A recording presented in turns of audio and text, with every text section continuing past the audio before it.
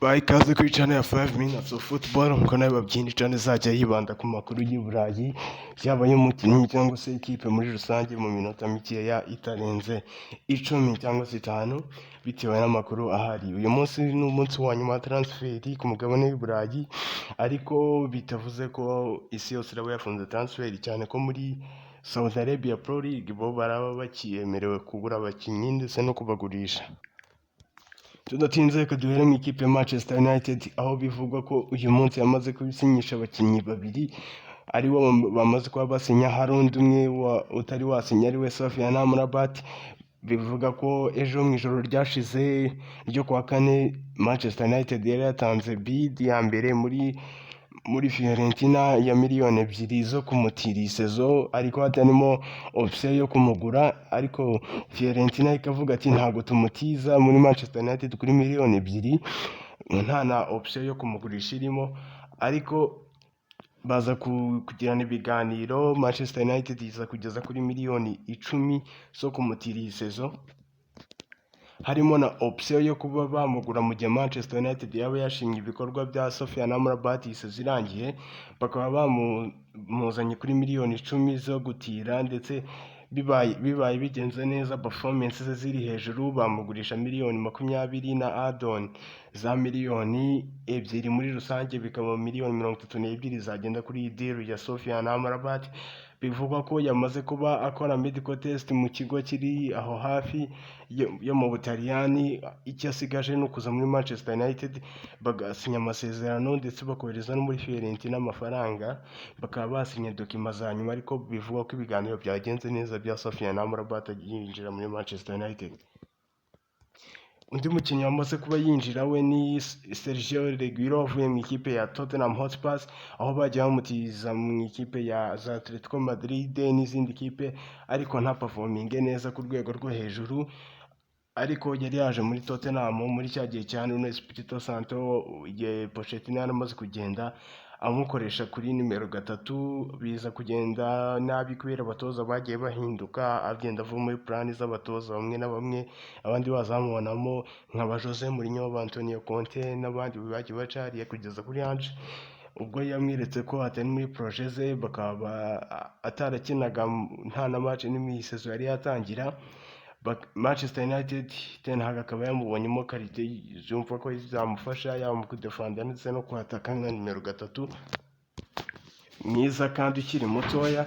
Ubu ngubu icyabaye ni uko Manchester United yamaze kubisinyisha uyu musore Sergio Reguilon ukiri mutoya, yamaze kubatereka umukono ku masezerano azarangira muri 2024. Ntiyamuguze ahubwo yamutiriye kuri miliyoni zitarenze 5, niko ibinyamakuru bigenda bivuga. So igisigaye no gutegereza tukareba performance ziwe mu gihe Manchester United yaba yamushimye, badiscussing na Tottenham, ubundi bakareba niba baba bamwinjiza mu ikipe yabo ya mbere ya Manchester United burundu mu buryo buri permanent bamuguze, kuko ubu ngubu ni intizanyo ivuye muri Tottenham Hotspur. Indi nkuru ihari ni umuzamu Manchester United yamaze kuba yinjiza, ndetse we yamaze no kuba asinya kontra yiwe avuye muri Turukiya mu ikipe ya Fenerbahce, akaba yitwa Altay Bayindiri, wasinye kugeza 2027, akaza nk'umuzamu wa backup kuri Onana uzajya mu gikombe cya Afurika mu kwezi kwa mbere.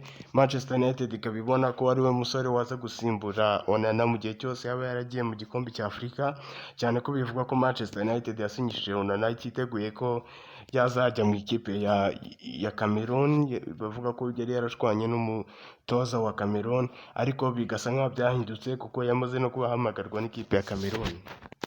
Izindi nkuru zihari ni Ansu Fati waje kuba ajya muri Brighton nyuma y'uko byari byatangajwe ko ashobora kujya mu ikipe ya Tottenham Hotspur, ahubwo byaje guhinduka Spurs itemeye kwishyura 80% by'umushahara we, mu gihe Brighton yari iri kwemera ko iri bwishyure 80% by'umushahara wa Ansu Fati, kuko yagiye nk'intizanyo ava muri Barcelona ajya muri Brighton. Bikaba bivugwa ko ashobora no kuzayikomerezamo mu gihe Brighton yakifuza kumugura, cyangwa se mu gihe amasezerano ye yashira. Ariko Barcelona ikaba yari avanye uwo mutwaro wa Ansu Fati, kuko yari ari mu bakinnyi bahembwa menshi. Barcelona ikaba inatekereza ko yakinjiza Joao Felix, ariko ni ibintu bitari kuvugwa cyane. ariko Barcelona yanabikoze no mu mpamvu za financial fair play kugira igabanya amafaranga ihemba abakinnyi, bishoboka ko izagenda inasohora n'abandi bakinnyi benshi. Indi nkuru ihari ni y'umusore witwa Brennan Johnson wakiniraga ikipe ya Nottingham Forest, yaje kuba yerekeza mu ikipe ya Tottenham Hotspur, imaze kwiyubaka neza, ifite umutoza wumva abakinnyi bato ushobora kubaka projet, kuko ni umutoza wari uvuye mu ikipe ya Celtic yayihaye ibikombe bya shampiyona, yaje no kubigera muri Champions League. Gutyo tuzagenda tuganira ku matransfer yakoze ageze muri Tottenham, harimo ba Maddison n'abandi, turebe impact yagize muri Tottenham Hotspur mu gihe kizaza. Ariko n'undi musore nawe Brennan Johnson ni umusore w'umwongereza kabisa, ubona ko ari umusore w'umuhanga ufite statistique nziza kuva mu ikipe ya Nottingham Forest, musanzwe mubona ni umusitata. Ibintu nuko bimeze, reka dukomeze n'izindi. Cole Palmer umaze kuba werekeza mu ikipe ya Chelsea avuye mu ikipe ya Manchester City, nabyo mwarabibonye byabaye ku munsi w'ejo, yamaze kuba agerayo, yasinye igihe kitari gitoya, sinibuka neza niba ari imyaka 5, ariko yamaze kuba agera mu ikipe ya Chelsea avuye mu ikipe ya Manchester City kuri miliyoni zigera kuri 45 na add-ons za miliyoni 5. Mwakibaza ati ni gute yavuye mu ikipe nka Manchester City akerekeza mu ikipe nka Chelsea? Guardiola yaravuze ati njye nzabana n'umukinnyi yifuza kuguma mu ikipe yanjye, ntabwo ngira umukinnyi kampara ngenderaho mvuga ngo uyu nguyu avuye mu ikipe yanjye twashira.